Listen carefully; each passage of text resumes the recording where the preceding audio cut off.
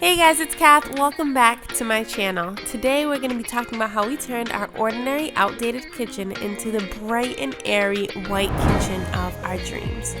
I'll be sharing all the steps, what worked, what didn't, and what we purchased to help you on your reno journey, so stay tuned.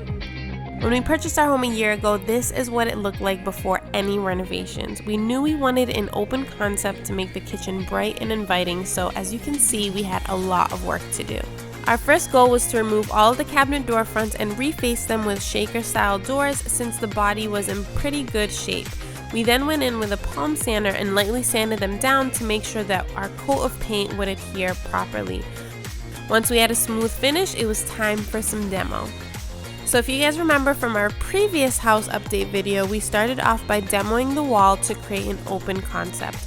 While that was happening, our appliances from Cafe Appliances Modern Glass Collection came in, and guys, these things are even more beautiful in person and have endless amazing features. Oh, I love them so much, but I'll share more about them in another video. Next up was building our island. We took old pieces from our bathroom vanity to create it, got rid of those outdated laminate countertops, and replaced it with a beautiful quartz countertop. Now it's time to install our gorgeous all black undermount sink from Elkay. This is one of my absolute favorite features in the kitchen, and you guys helped us choose it. This Elkay Quartz classic sink is such a great pop of contrast in this space. It's 33 inches wide and almost 10 inches deep, which is deep enough to stack dishes or fill it with pots without leaving any sight of them when unexpected guests come over. And it's big enough to bathe a baby in, which is the most important factor for me. From here, we had molding trim added to our island and installed our gorgeous silhouette pendants from Maxim Lighting. These really steal the show and look even more beautiful when lit at night.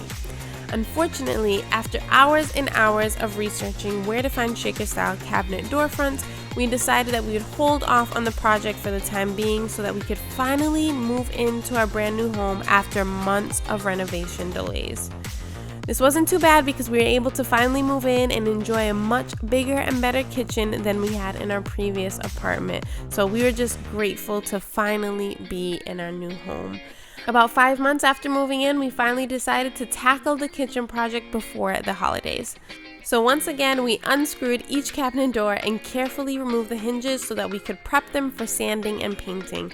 To ensure that each door was placed back where it belonged, we wrote a number in place of the hinge and matched it with the same number written inside of the cabinet it belonged to. This saves us a ton of time when it came to putting them back up again. Once we finished removing all the cabinet doors, we took a marker and a 1/8 drill bit and drilled holes for cup hooks. This was a method we learned about that made it so easy to spray both sides of the cabinets and not having to wait for one side to dry at a time.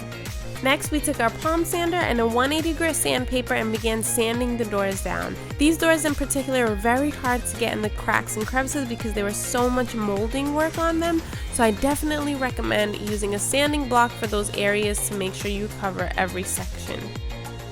Once each door was completely sanded and wiped off of any sawdust, it was time to hang and spray.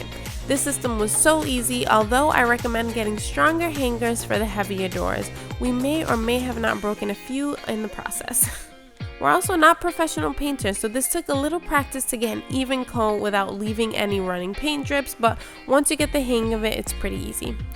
You'll also find that spraying rather than painting the doors leaves a more smooth and professional look rather than having brush strokes and texture. While waiting for the doors to dry, we utilized this time to paint all the cabinet fixtures using foam rollers. This was another great way to avoid getting any unwanted texture in your finished product.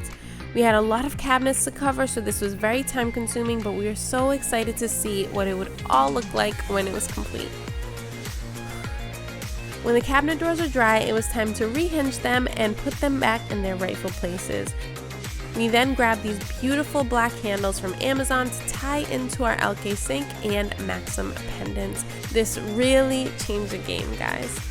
For more finishing touches, we added these floating shelves from IKEA in the corner, and I think it really was the pop this wall needed. And then we also added some faux wood shades to bring in some of the wood accents we love and add some character to the kitchen. And last but not least, we grabbed these cute bar stools from Target, and I just love how they pop against our island. And there you have it, guys, our new and improved, bright and airy, dreamy kitchen. It just brings me so much joy to walk in here every morning. We still have many more projects to come in this kitchen, believe it or not, so make sure you stay tuned for more surprises. If you like this video and want to see more home renovations, give it a thumbs up, drop a comment, and let us know what you want to see. And don't forget to subscribe. Love you guys. Be blessed.